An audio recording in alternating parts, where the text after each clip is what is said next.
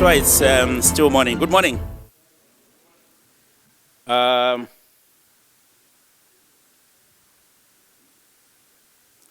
Okay. I have a list of what we normally do when we are home.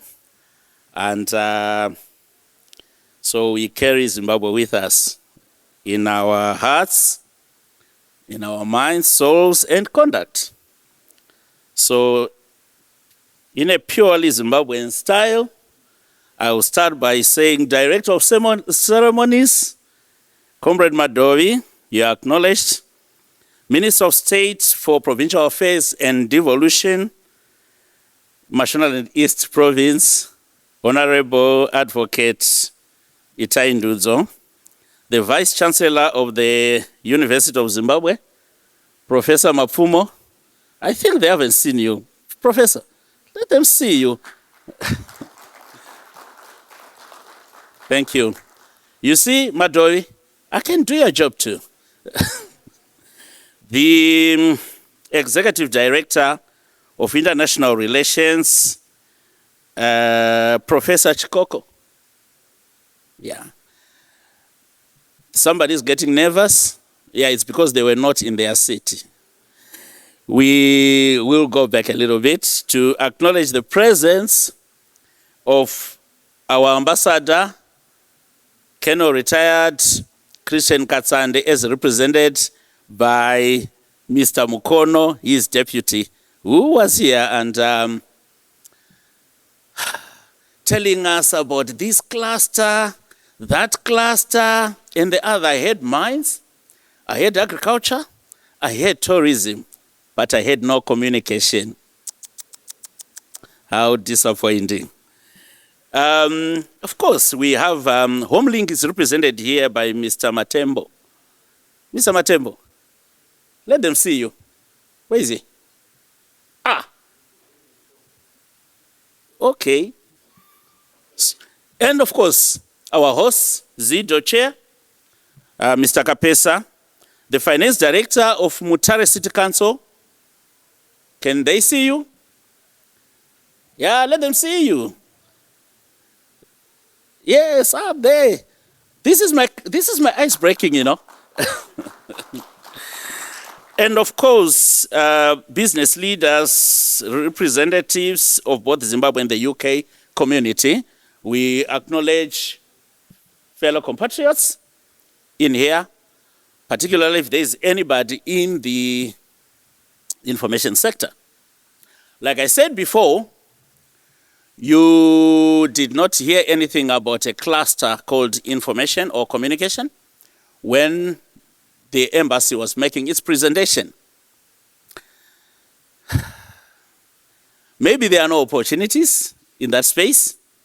Even when the Honorable Minister was making his presentation, he was selling you dams, he was selling you other people's mines, he was selling you other people's bakeries. But there was no communication. Yet, close to him, there is a mobile phone, which is communication. And yet, in the evening, you all watch television. And of course, when my speech or my presentation becomes boring, you are all going to go to your phones. And you will be getting news from home and communicating with the rest of the world. But yet, we are marginalized. But does Zimbabwe have opportunities in the communication sector? Are there any opportunities for the diaspora in the Zimbabwe information and communication sector? There is no short answer to that. Let me start by saying, since I relocated back home, I've had the very good opportunity of interacting with a lot of my fellow diasporans and former diasporans. The normal conversation starts along this way.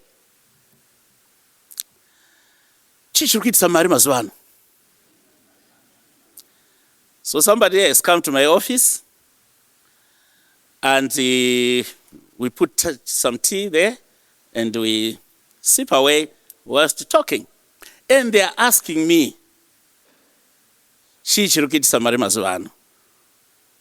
how can one make money in Zimbabwe?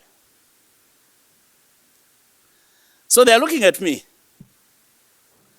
Some poor civil servant wearing a safari suit. In fact, let me talk a little bit about the safari suit before we carry on the other conversation. Somebody in this room said to me, "Sakando uniform government." It's Gilbert there. And I said, no, it's not actually a uniform. Besides the Pan-African bit, these are worn by people that find it very difficult to put up a good deportment, meaning that you don't grapple around with the issues of a tie and what color of shirt you should wear with it. You just put it on. So it's easier and simpler. Do you get it now? Gilbert, are you answered? Thank you. So this guy wearing a safari suit is sitting across a table sometimes, and there is this guy that has come from the UK and is asking how he can make money. So mariacho. Because kana ndaida ndaingoita kaizvozvo.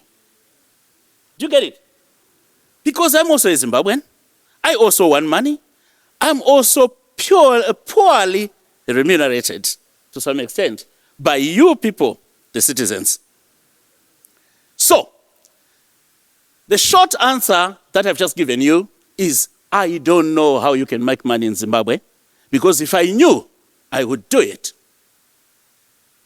But one of the reasons why I don't know is because I may not be gifted in that space, meaning the entrepreneurial skill or talent may not be reposited in me.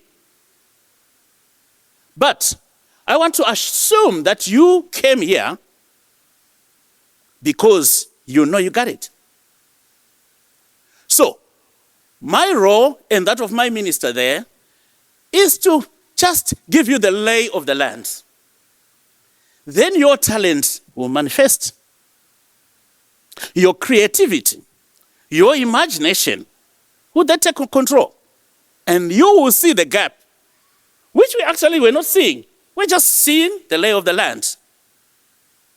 Are we together? So if by any chance you came into this room, expect this little man here to be telling you where the gap is, I may disappoint you. If you expected me to tell you where to invest, I will probably disappoint you. But I will give you the context of our country, the things that are in our country, and like I said before, the lay of the land. So I will start. What do we have in the communication sector in Zimbabwe? And no, we do not have one television station. We have quite a few. Operationally, the commercial television stations we have in Zimbabwe are 4. But if we include the state media, we have 7. And of course, we got the full bouquet that you get from DSTV. But I'm saying things that, television stations that carry Zimbabwean content, run by Zimbabweans and for Zimbabweans. The commercial television stations, they are struggling a bit because there isn't much adverts that are coming from the commercial sector. People are used to advertising on ZBC, and ZBC has got a national reach. So therefore, it seems like the migration from that platform is taking long. Being state media and representing the ministry, I can't complain because people are supporting ZBC. But in that space, there may be opportunities. We are constructing transmitters across the country. in order to reach every blade of grass and every square inch of Zimbabwe. We need investment in that space, because government alone cannot put all the infrastructural transmitters that we need in the country. So if you are gifted in that space or you have the correct skill set, by all means, when we leave this room, come and meet us. We will talk. As a ministry, we prefer working with Zimbabweans because we want to retain the money that we have. It's a capital-intensive endeavor to build transmitters. So you may need a lot of money. Because on average, to build a television transmitter, a digitalized television transmitter, it may take you around 2 million for one. In Zimbabwe, right now, we need 30 more. All in all, we need 48. Our transmitters use electricity. It's no breaking news that we have a problem of electricity in Zimbabwe. We have some few hours that we don't have electricity. Most of the time we do. So therefore, almost every business that I know, including the space that we operate in, is trying to have an interrupted power supply, which they call UPS, meaning putting up solar systems does give people money. And Zimbabwe, as a country, has embarked on net metering. I'm sure it's a concept that you all know, that when you generate your own electricity, you can sell excess to the national grid.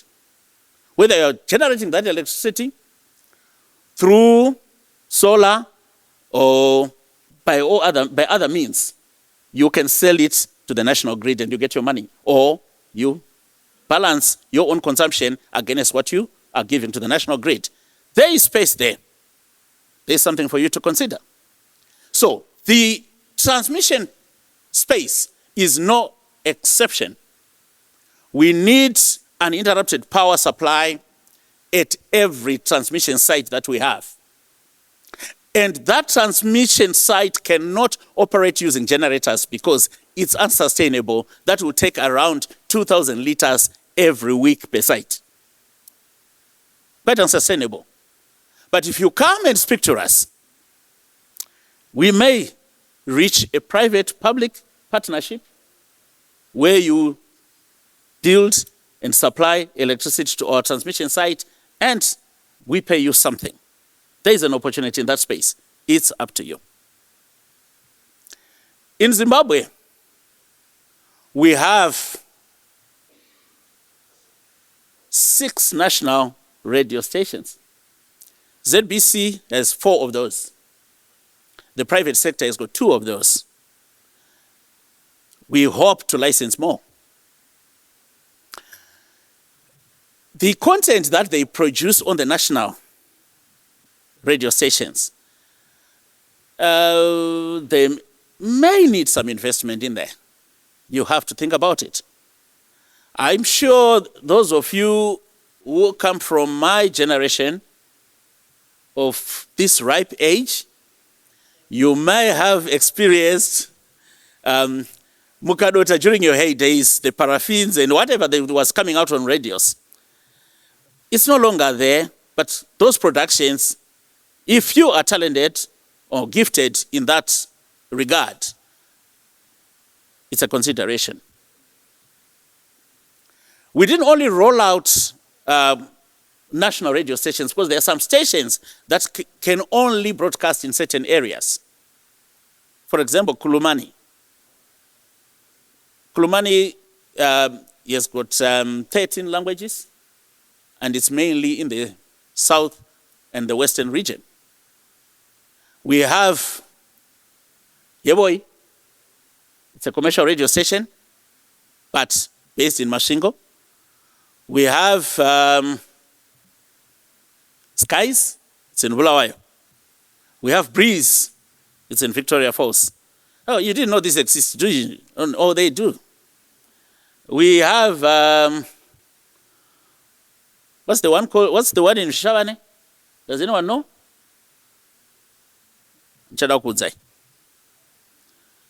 And we are rolling out more. In Mashonaland West, we have another one. What is it called? Okay. It's called Platinum. What can I do? I have to tell you.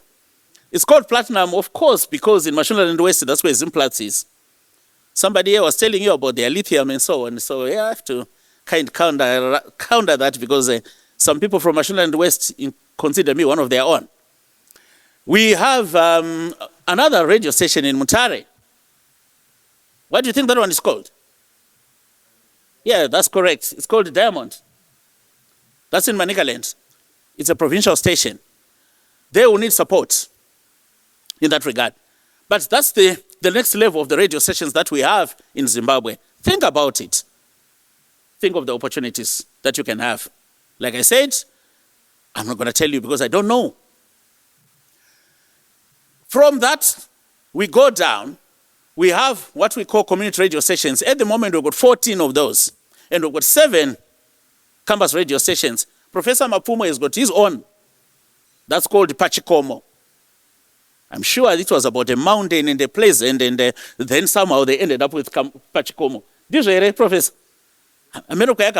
It broadcasts all the way into the city, but it's a campus radio station.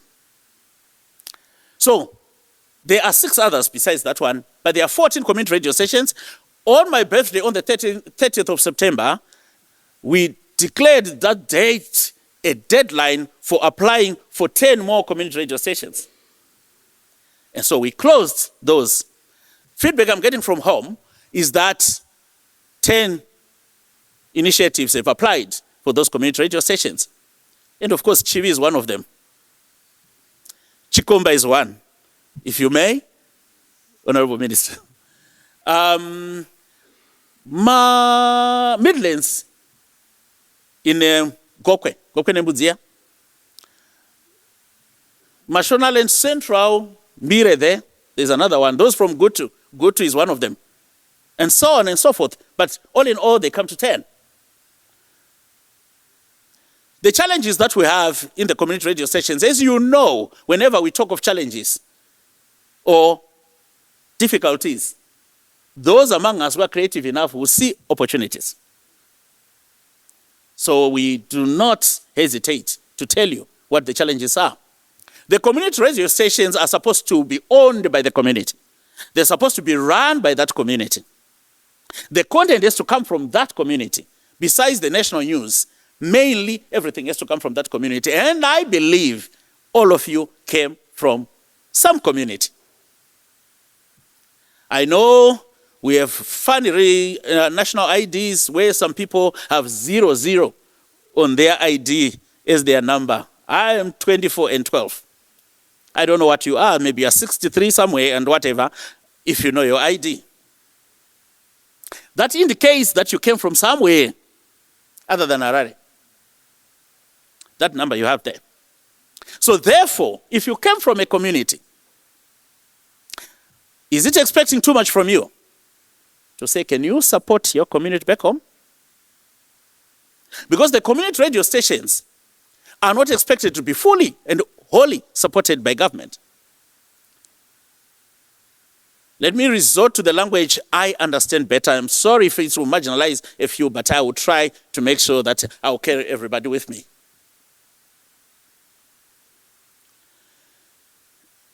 Kana tine community radio stations, tinenge chitarisira kuti community imomo kuna ambuya vanotengesa huku yavo, vamwe vanotengesa bhagidhi rechibage, vamwe vanomenya nzungu, vamwe vanodai. All that money is pulled together and it supports the community radio station so that the community can take ownership. We used to have a law called the Broadcasting Services Act, which we amended this year. That law from 2001 defined the diaspora as foreigners. That law banned the supporting of the broadcasting sector or the media sector by foreigners. And that included the diaspora. The Second Republic, in its abundant wisdom, felt that that was not correct. So in 2025, the new Broadcasting Service Amendment Act clearly removes the diaspora as foreigners and ensures that the diaspora can invest back home and can support the media sector and space. I think the Second Republic deserves a pom-pom. Because, thank you very much, I needed that as well. Because you can't pronounce that you are leaving nobody and no place behind when you are leaving some of your nationals that are based elsewhere. Those nationals who contribute over 2 billion to the GDP in Zimbabwe. You can't do that. And the Second Republic is awake to that and has walked the talk. So therefore, in that space, you can support your communities. You can support your communication channels. It's not new. It has happened. In Plumtree, we have a radio station called Radio Bukalanga. That's a Kalanga-based radio station. It's mainly supported by the diaspora in Zimufunge. Some Kalanga communities in Leicester, here in the United Kingdom, and some Kalanga communities in South Africa. They put in loads of money. Then we have another radio station in Matobo, Matabeleland South. That's actually being driven by a diasporan. He's the one who brought everyone together, and he runs pretty much, the community runs it, but he does everything from here. Equipment came from the United Kingdom and so on and so forth. So it has already been shown that the diaspora can support those community radio stations if you are a member of the community. So, if your community is the Shangani community, we've got Abushen for you in Chiredzi. If you are a vendor, we've got Locha for you in Bitebridge. If you are Sutu, we have Inganga for you in Bembes. If you are Tswana, we have Ntepe Manama for you in Matabeleland South, particularly in Mangwana. I can go on and on and on and on. But I can assure you that we do have a lot of opportunities for the creatives in our communication sector. We watch television, we watch news, we watch films on platforms that are not Zimbabwe-based. We are not so known as a people for coming up with startups. I believe the sector that I work in, the sector that I'm coming from, is ripe for your creativity. I believe that if we have startups in that space, we will have something that's Zimbabwean-based, Zimbabwean-owned, Zimbabwe-centric. Therefore, there are companies like Netflix. All their content is mainly from the United States, and of course, when it goes African, it will go to South Africa. Maybe if it stretches a bit further west, it will go to Nigeria, but nothing from Zimbabwe. So if you are coming from that space, by all means, we are waiting for you. We will enable it for you to ensure that you get your money, and your money will come back to you, and you will have the whole regulatory and infrastructural support from President Mnangagwa's government. It's not a small matter